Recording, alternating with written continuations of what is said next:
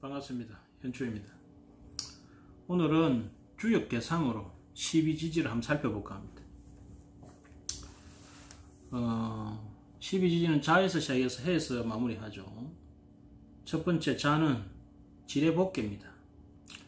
주역은 6개의 효를 가지고 자연현상을 우리가 해석하고 있는데, 위에 이 개가 상계, 합계로 나누거든요.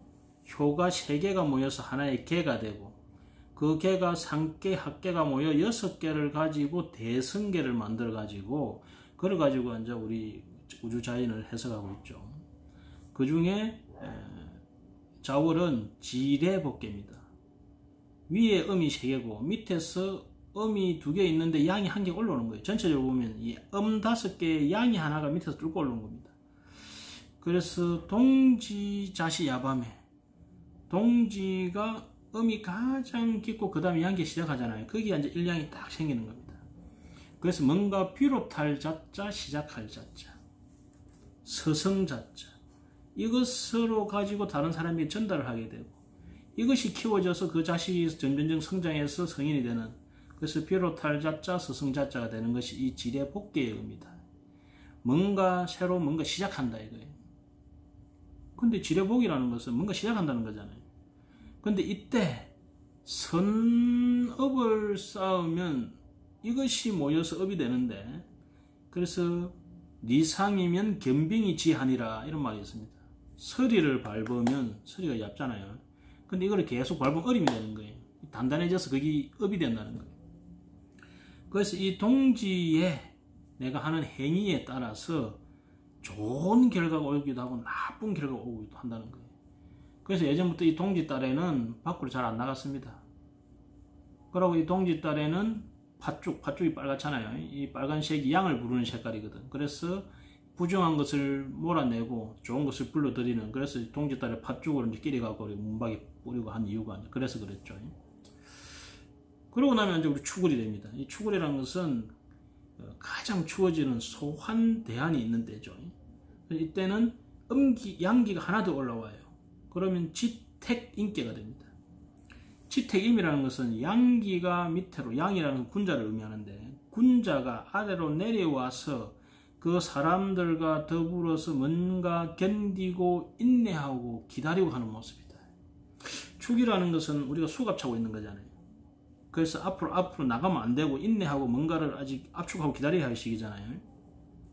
그래서 이 군자가 임해가지고, 마치 하느님이 땅에 임해가지고 우리 이 중생들과 같이 이렇게 고난을 견뎠듯이 같이 그를 견디는 모습이 지택입니다. 그러고 나면 인월이 되는 거예요. 인월에 이 입춘이 오면서, 입춘 우수가 오면서 지택인계, 위에 음이 3개, 아래에 양이 3개, 음과 양이 개수가 같으면서 위가 양의 자리인데 양의 자리에 음이 있고, 아래가 음의 자리인데 음의 자리에 양이 있어가지고 각각이 역지사지, 자기의 상대편을 이해하면서 음은 내려오려고 하고 양은 올라가려고 하면서 수성하강이 이루어지는, 그래서 가장 서로 소통이 잘 되는, 그래서 이를 교태락해요. 서로 잘 소통한다고 했어. 그래서 우리가 임금과 왕비가 만나서 자는 곳을 교태전이라 합니다. 우리가 이 나무가 있다면 가지 끝에서 이 뿌리 끝까지 물이 왔다 갔다 하는 게 그게 태입니다. 태는 소통이 잘 된다. 그러고 나면 이제 묘월이 오는 거예요. 이 묘월이라는 것은 양기가 앉아 밖으로 뚫고 나가는 겁니다. 그래서 내천대장이 됩니다. 이 양의 기운이 밖을 향해서 대장, 강한 기운으로 뚫고 팍 튀어나가는 모습이다. 그래서 묘가 문을 활짝 열고 밖으로 기운이 확 나간다 이렇게 했죠. 단 이때 잘못 뛰쳐나가고 망동을 해가지고 망가지는 경우도 있어요. 그래서 우리 이 묘를 애길묘자라고 해가지고 이때 뭔가 조심해라 하는 의미가 있다고 했죠.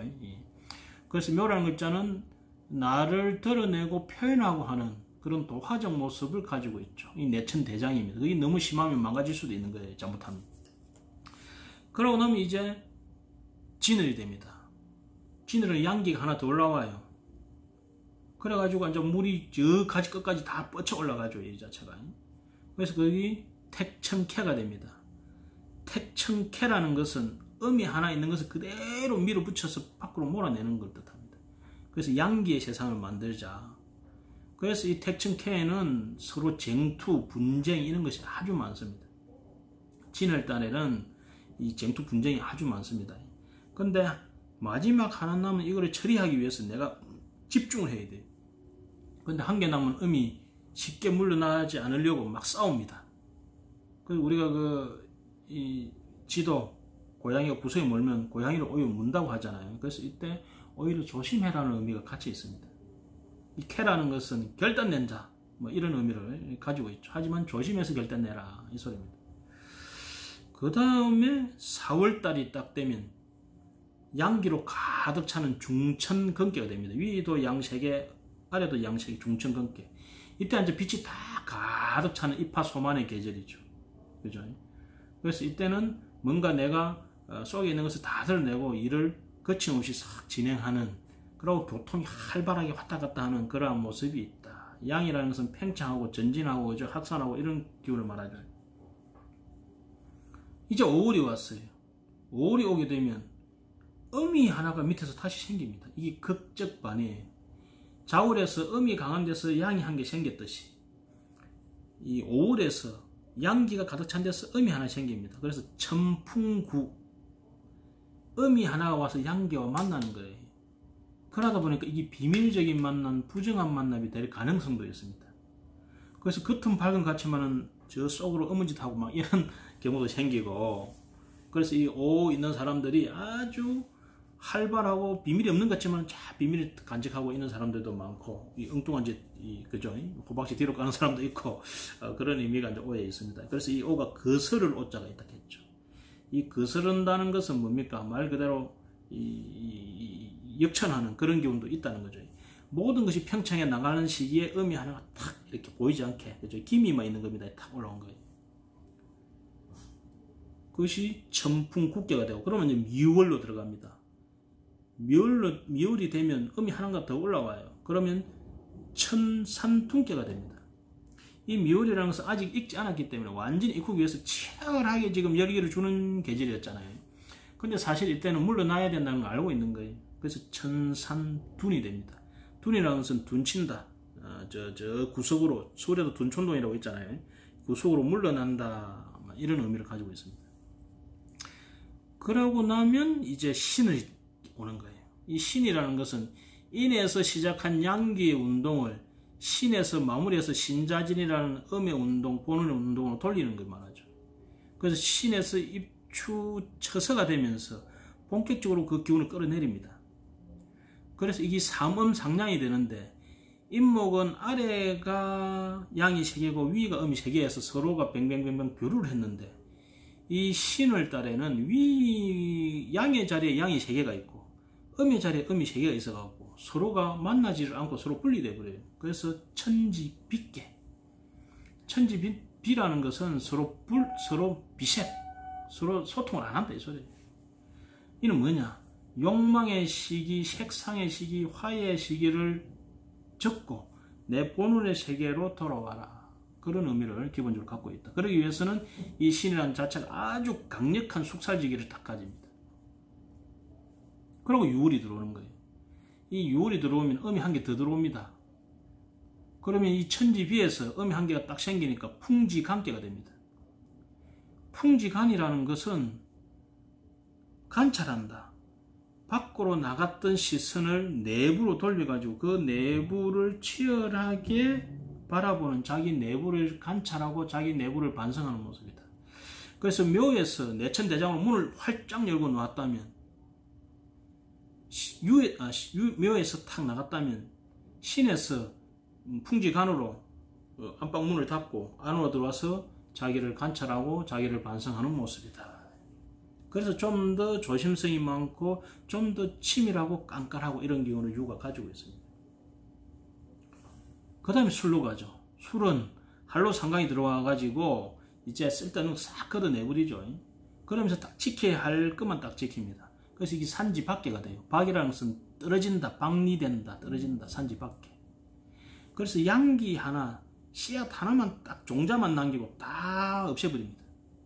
그 종자가 이 술토 중에 일양을 지키는 몹석. 그래서 술이라는 자체가 이제 지킨다는 의미를 가지는 의미가 이제 그래서 그렇습니다. 그래서 이때 이 술이라는 것은 이제 우리가 이 모든 양기를 제거하고 음으로 들어가기 딱 직전인 술의 천문으로 들어가는 문이죠. 그래서 이것이 도사가 되는 문이다. 우리가 하늘로 들어가는 정신을 무는 문이다. 그래서 우리 술토 있는 사람들이 어떤 도인이나 철학자나 이런 사상가들이 많은 이유가 그래서 그렇죠. 산지박이다. 그러고 나면 이제 해월이 오는 거예요. 해는 유금이에요. 전부 음마 있어. 그러니까 모든 걸 받아들이지. 그러고 순응합니다. 그 안에는 성인도 있고 강도도 있고 교수도 있고 매춘부도 있고 온갖 것들이 그 해 안에는 다 잡탕으로 삽니다. 하지만 다 받아줘요. 수용해요.